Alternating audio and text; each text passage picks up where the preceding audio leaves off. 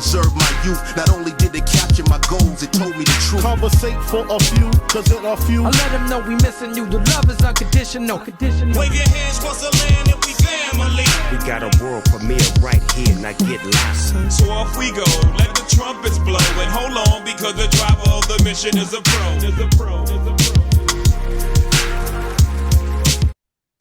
Now, one of the things that I always look at, my music was important to me. I played the drums. Mm-hmm. So I played the drums. I could play a full set. I was in marching band, but I was a football player. So it was only so far I can go with marching band, right? Because I had to be on the field blocking for the quarterback, not carrying the bass drum. And it always pissed me off because I felt like I got stereotyped because I'm 6'3", big offensive lineman. I wanted to play the quads. I wanted to play snare because, those were cool. They got the solos and all that, but I had to carry the big bass. Well, why I got to carry the big bass? Well, you're the only one that could carry it. Now, looking back on it, there was notoriety with that because everybody wants some glory, right? They want to be a glory hound at some time. But I was the one that started the beat because I was the bass. I kept it going. And it was important to me because I feel like music is such an expression and it helps open up your mind to so many other things in the world. Like when you travel the world and you learn different types of music and when you learn how to express yourself, not just with your words, but with, your hands or, with an instrument or with your mouth, with your vocals. I feel like everybody should have some exposure to that because of what it does to your mind and how you see the world differently. And we saw where kids these days, the music is not as prevalent in school as when I was coming up. And I feel like that's had a significant impact on the type of music that we see now, because now you can create all the sounds with a computer, with technology. And technology isn't a bad thing, but I think some of the soul of what we have as Black people starts to get removed. So as a music professor, are you seeing the impact of music being taken away from the schools? It's horrible. It's horrible. There's a high school out here in Staten Island who got rid of their marching band in favor of music production. And I'm sitting there going, that's a mistake. And this is what I teach for a living. I said, that's a mistake. Marvin, it goes beyond us playing music. Marching band, you can look at the studies. It's the camaraderie. Yeah. It's like, I'm that kid who may feel a certain way, but I'm in the marching band and I've got friends. And we're all the same on this field. My oldest daughter played in the marching band, and she went to the whitest of the white high schools, right? So we ain't talking about HBCU, theatrical performances or anything, right? But she will always say that was one of the best time of her life because of the trips and the camaraderie that came from performing in the marching band. I can't say that about the jazz band at a high school or college. It's not the same. Mm-hmm. It is not the same because you're all getting yelled at the same way. Okay. Right. And so, but yeah, they want to take the arts out of everything. They're trying to make everybody, but you can't. If it's in you, it's in you. I've been seeing a lot of Instagram videos, people kind of making fun of the people who said they wouldn't have a career in music. So what do you do? Oh, I got my bachelor's in choir, vocal, got my master's degree in vocal, whatever, teach this, I do this. Making fun of those naysayers. And I find it interesting that there are people like this, that have doubts on us. My grandparents didn't have any doubts. They was like, okay, you like the arts? Okay. I went to acting school. Then I went to music school. And I was like, okay, that's it. No resistance. But when I'm at my school, I have a friend in the admissions department.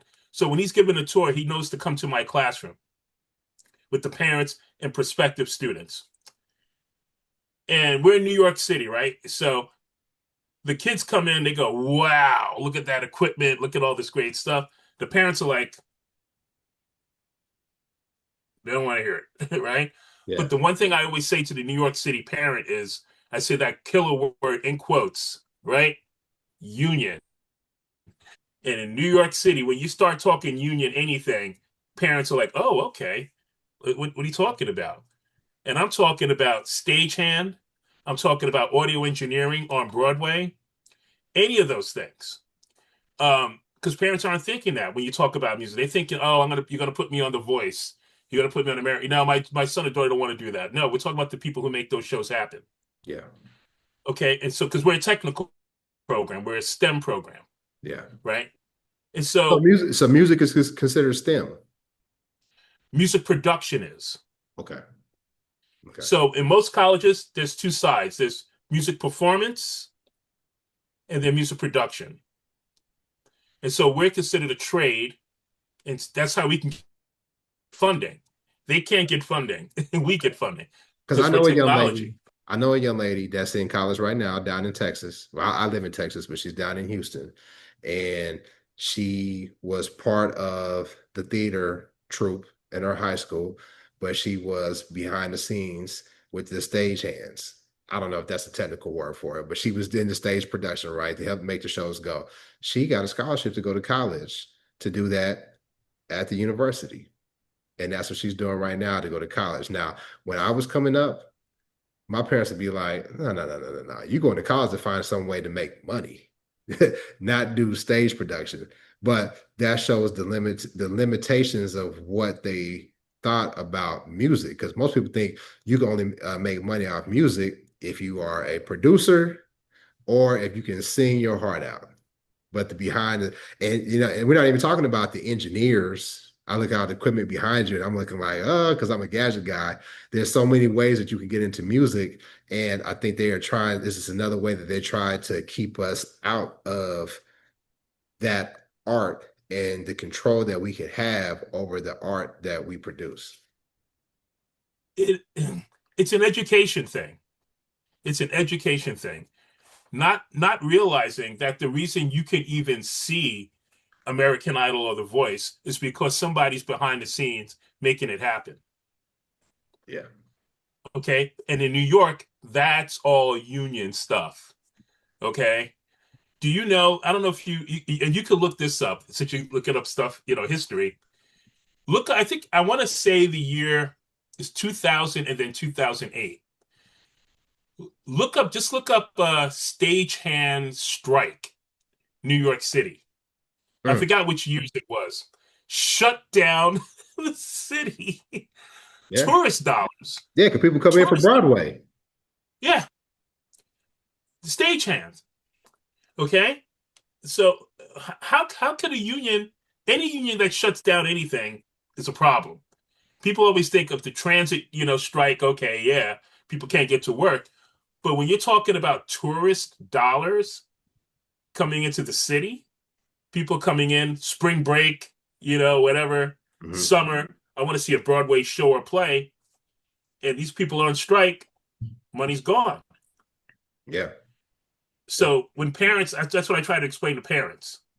It's not just the music part. It's a lot more than that. So let me ask you this. And you being an expert in musicology, future Dr. Ernie, because you're about to be a PhD. I have this theory. And the theory for me, because I love R&B, and more specifically, I love 90s R&B, because that was my era. My co-host on Conversate After Dark, Tay, she talked about how our generation, meaning, mid 40s, mid 50s, how, high school, we were really on the 90s R&B, because that was our era. And she said she used to look at her dad and wonder why he wouldn't listen to anything but Motown. He wouldn't listen to anything but Motown, because that was his era. That's when he came up. And then here we are, and we're stuck on 90s R&B. And you saw that soul continue into the 2000s, but R&B has somewhat become watered down. And this is my theory. My theory is it's because we don't go to church like we used to. Because a lot of those artists that we grew up listening to that brought the soul to records, they learned it in the church.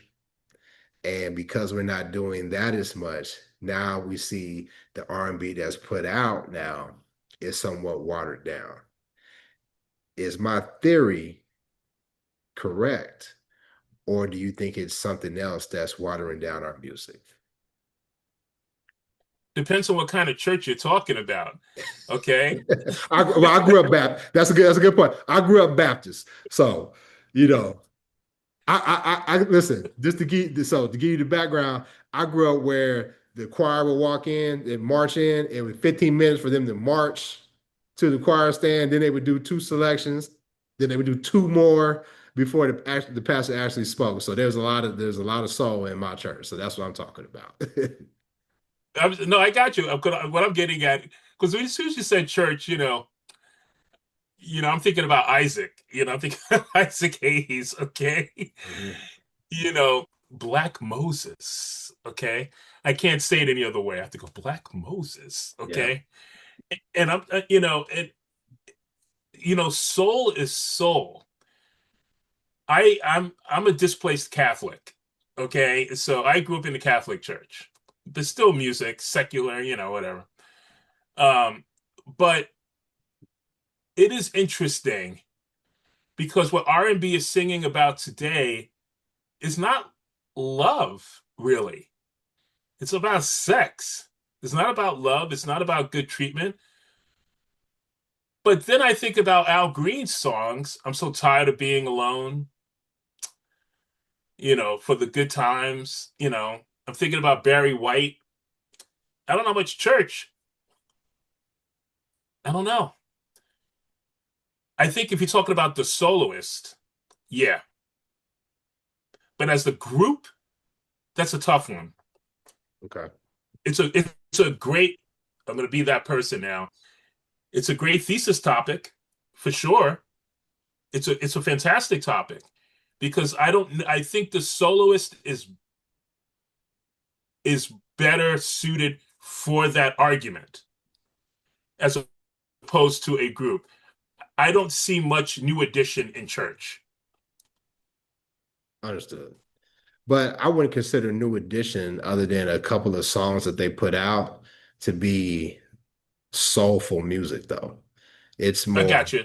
I would borderline pop. It's R&B, but it's more up tempo, close to pop. When I think about soul, that's why I put in the frame of reference 90s R&B, that love music. That's why I put that into the conversation to set But again, a solo artist or a group? Solo artist. And some do, because you even look at Jodeci, you look at, I would say, H-Town. Boys II Men was more, commercial, whatever, but they still had R&B. When I look at, the way the vocalists performed the music, that came from the church. So I just want to see if you agree with that or not. No, I think the argument can be made for the solo artist, like you were saying, because you could hear it in the solo artist.